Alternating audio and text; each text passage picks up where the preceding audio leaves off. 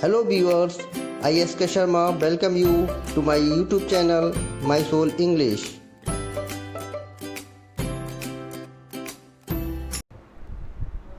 So learners, in this video we will learn the figure of speeches. The definition of figure of speech. The figure of speech is a way of using language to convey or suggest the meaning beyond the literal meaning of the words.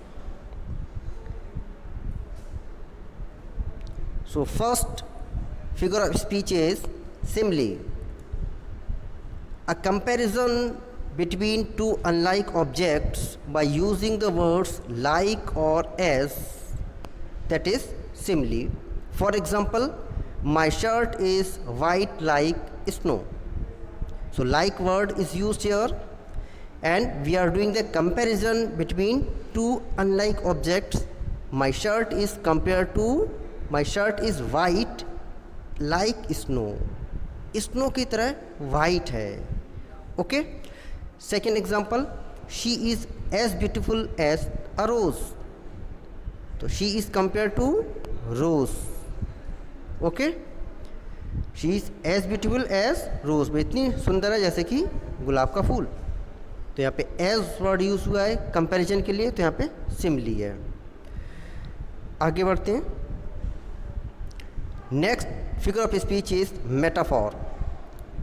Definition देखते हैं इसकी क्या है.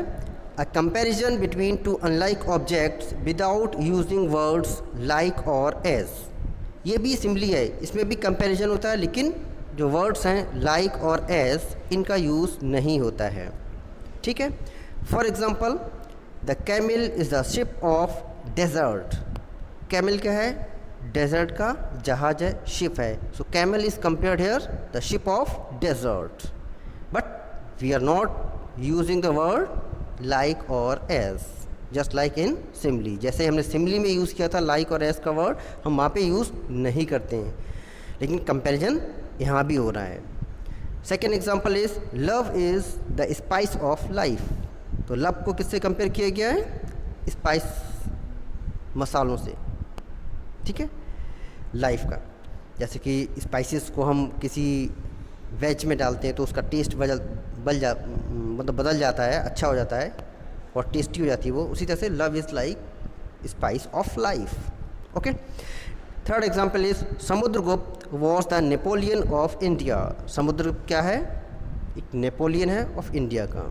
Okay. Means Samudragupta is compare to Napoleon. Napoleon बहुत ही brave था.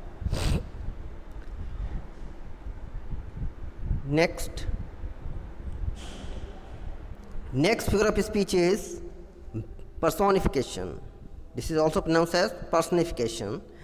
It is a figure of speech in which inanimate object or qualities are represented as human beings.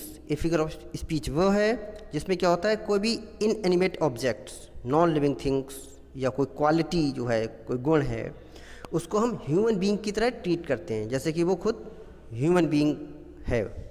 जैसे कि death lays its icy hands even on kings. तो यहाँ पे death क्या है? इसका पर्सनिफिकेशन किया गया है. इसको हमने एक इंसान की तरह मान लिया. क्यों? डेथ लेस मतलब रखती है इट्स आइसी हैंड्स, अपने ठंडे हाथ, इवन ऑन किंग्स. तो डेथ क्या है? इसको हमने एक इंसान की तरह ट्रीट किया है. वो अपने हाथ जो है वो रख देती है और इवन किंग्स भी डेथ से नहीं बच सकते. Second is example is love is blind. Love क्या है? ब्लाइंड है. तो ब्लाइंड कौन होता है? भाई इंसान होता है ना, ह्यूमन बींग्स. उसकी आंखें होती हैं. लव की क्या आंखें होती हैं? तो हमने लव को कैसे ट्रीट किया है? एक पर्सन की तरह. That is why here is personification. Third is the wind will be friend with us. और विंड क्या हो जाएगी? हमारी दोस्त बन सकती है, बन जाएगी. तो इसका मतलब क्या है? फ्रेंड कौन बनता है? Human beings. ठीक है. तो यहाँ पे विंड को भी हमने पर्सनिफाइड किया गया है, इसलिए यहाँ पे पर्सोनिफिकेशन है. Next alliteration. अलिट्रेशन डेफिनेशन देखते हैं इसकी. The repetition of the same letter और sound at the beginning of words in the same line. अब रिपीटिशन किसका होता है? सेम लेटर का या किसी साउंड का कब होता है? बिगिनिंग ऑफ वर्ड्स, वर्ड्स के बिल्कुल बिगिनिंग में, वो भी एक ही लाइन में। अंडरलाइन आप देख सकते हो। First example, lake water lapping with low sounds, तो लेक एल से स्टार्ट होता है, water lapping once again L, low once again L sound. Okay, तो यहाँ पे एक लाइन में हमने एल एल का रिपीटिशन हो रहा है, उसका फर्स्ट लेटर वर्ड का रिपीट हो रहा है एक ही लाइन में, तो यहाँ पे रिपीटिशन, मतलब यहाँ पे एलिट्रेशन है। नेक्स्ट एग्जांपल है, black bug bit big black bear, तो ब्लैक बग बिट करता है बिग ब्लैक बियर को, तो बी का रिपीटिशन है, अंडरलाइन किया हुआ है, बी लेटर का रिपीटिशन है। नेक्स्ट है, sheep should sleep in a shed, sheep को कहाँ सोना चाहिए?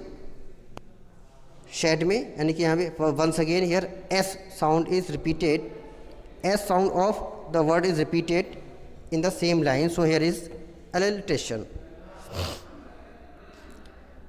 Next is onomatopoeia.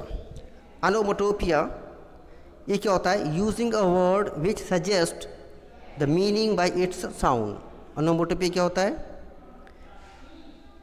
कोई भी ऐसा वर्ड, शब्द जो ये सजेस्ट करता हो कि साउंड को बताता हो। For example, I listen to the patter of rain upon the roof, तो पैटर जो वर्ड है ये साउंड को इमिटेट करता है, जैसे रियल में साउंड होती है। Okay, next is the repetition. Next figure of speech is repetition. A word is repeated many times for expressing intense feeling called repetition. अब रिपीटिशन क्या होता है? एक ऐसा वर्ड जो कई बार रिपीट होता है। क्यों रिपीट होता है? कि इंटेंस फीलिंग्स को बताने के लिए, ओके, कि बहुत ज़्यादा किसी चीज़ को इंसिस्ट करने के लिए। For example, all alone, all alone, तो अंडरलाइन वर्ड्स हैं वो क्या रिपीट हो रहे हैं, अलोन रिपीट हो रहा है, ऑल रिपीट हो रहा है, अलोन, तो ये बता रहे हैं कि मतलब अलोन है हम बिल्कुल भी। नेक्स्ट लाइन में देखो, अलोन ऑन अ वाइड सी, तो अलोन यहाँ पर रिपीट हुआ है, ऑल रिपीट हुआ है और वाइड भी 3 टाइम्स रिपीट हुआ है, तो यहाँ पे रिपीटिशन होता है।